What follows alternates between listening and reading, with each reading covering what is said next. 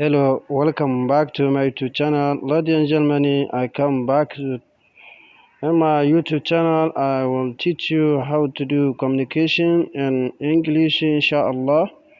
How are you? How are you? How are you? Ya kake? Ya kake?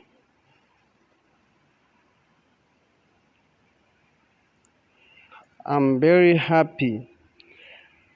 I am very happy. I am very happy. Ina farin ciki matuƙa. Ina farin ciki matuƙa. I don't feel well. I don't feel well. I don't feel well. Bana jin daɗi. Bana jin daɗi.